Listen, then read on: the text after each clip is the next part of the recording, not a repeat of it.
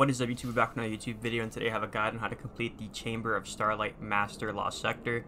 Now to find this, you're going to go to your Destinations tab, and then go over to the Dreaming City on the right, then spawn in over here at the Villian Mist.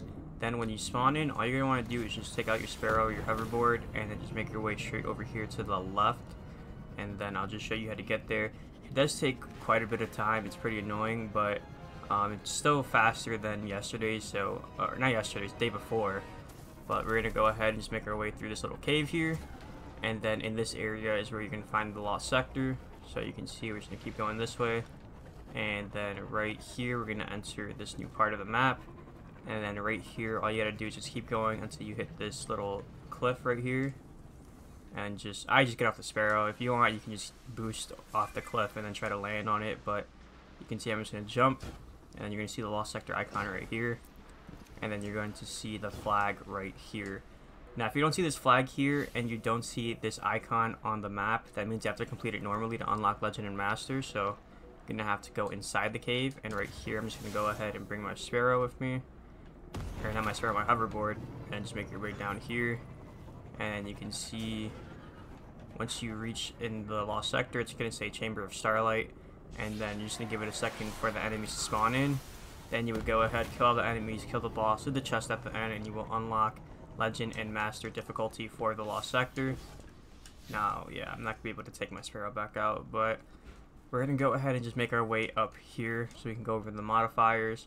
This Lost Sector isn't too bad, but I can definitely see how this one would be a little annoying. Yesterday's was really annoying, so let's just go ahead and go over these modifiers. So you can see for Master difficulty, we have Shielded Foes. You're going to face combatants with Solar and Void Shields. Master modifiers are Extra Champions, Lock Loadout, and Extra Shields. Limited Revives, Overload, and Unstoppable Champions. We have Solar Threat, 25% increase to incoming solar damage. Epitaph, taking combatants generate Blight Geysers when defeated. Attrition, regeneration is greatly impaired. Defeating enemies may create Wells of Light. Overcharge Weapons, Strand Surge, 25% bonus to outgoing strand damage. Then Solar Surge, 25% bonus to outgoing solar damage. And then we have Overcharged Sword, which is a 25% bonus to sword damage.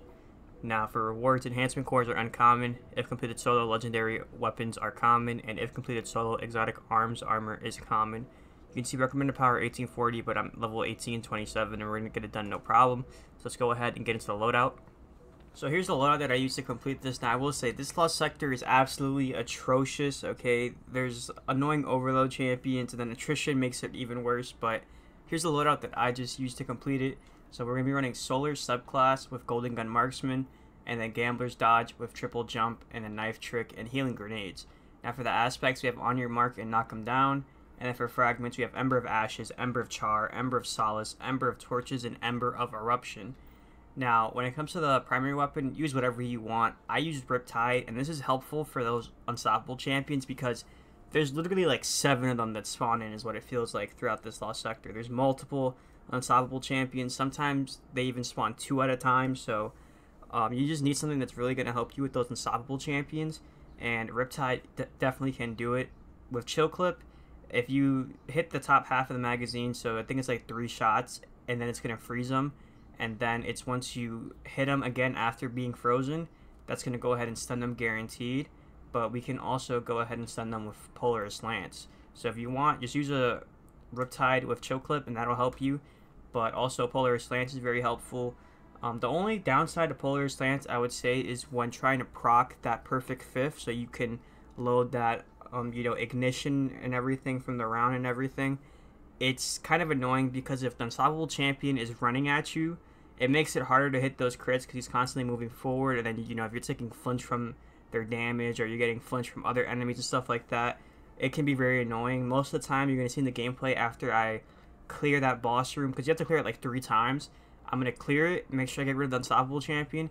Then I have to reposition and put myself in a good spot. And even then, I almost end up dying. And that's just because of how annoying the unstoppable champions are. But Polaris Lance definitely can help. For unstoppable champions and Polaris Lance, all you want to do is just hit crits. The exotic trait for Polaris Lance is the perfect 5th, and its precision hits load an explosive round. So after 4 crits in a row, you're going to load that 5th round. That 5th round will always stun the unstoppable champion. Sometimes the animation is weird. You'll proc that 5th shot, you'll hit the champion, and they'll like catch on fire because of the scorch and everything. and it takes them out of being stunned, so then they start shooting at you for no reason, and then after like 2 seconds they go back to being stunned. So it's not perfect. I just like using Polaris Lance, so that's why I had it on here. But just know there is kind of like a little weird, I guess, damage gap or something like that, whatever you want to call it. But I also do have Dragonfly, so when I'm killing red health bar enemies, it helps with the explosions and stuff like that. But yeah, Polaris Lance, that's what I use for Unstoppable Champions and Riptide. Now for the Overload Champions, I just use Apex Predator. It's, in my opinion, the best weapon to use and everything like that. And to be honest with you, the solar damage buff you get from the Lost Sector and everything helps you with damage. Then on top of that, just being able to do increased damage to overloads with the rocket launcher and stunning them together is just a great combo. So that's what I use. Now if you don't have a solar rocket launcher, try to use a strand one. And if you don't have a strand rocket launcher, just make sure you just have any rocket launcher so you do damage to the overloads. Because without that, you can't stun an overload champion, at least with this build. So just use whatever you can as long as you have overload rocket launcher and, you know, deal your damage. So that's what we got there. Now for the armor, Celestial Nighthawk exotic helmet, and then we have it with solar targeting, solar siphon, and hands-on. I do want to note this is harmonic siphon and harmonic targeting. That way I can match my subclass and get the solar targeting and solar siphon without having to actually, you know, use the energy that it costs here for regular solar siphon. So just make a note of that. So harmonic targeting, harmonic siphon, and hands-on. For the arms, we got solar loader and heavy-handed. For the chest piece, 2 solar damage resistant mods and charged up. Then for the legs, we have stacks on stacks with 2 kinetic weapon surge mods.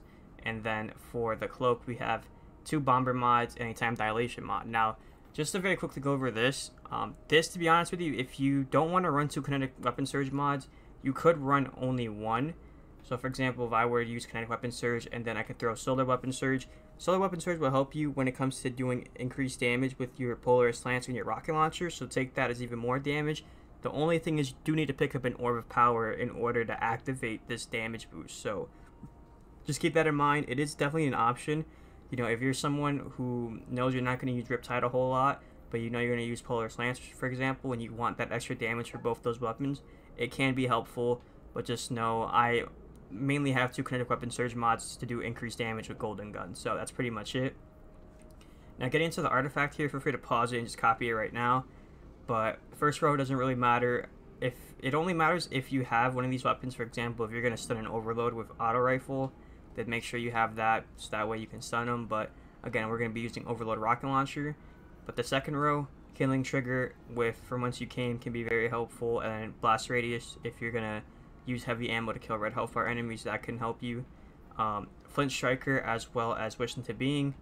Heart of the Flame is not helpful because this is mainly just for when I'm playing with, you know, teammates and stuff like that. Here in our scenario, we're playing solo, so we're not giving Radiant to anybody when we pop our super, so it's useless. Just ignore this one.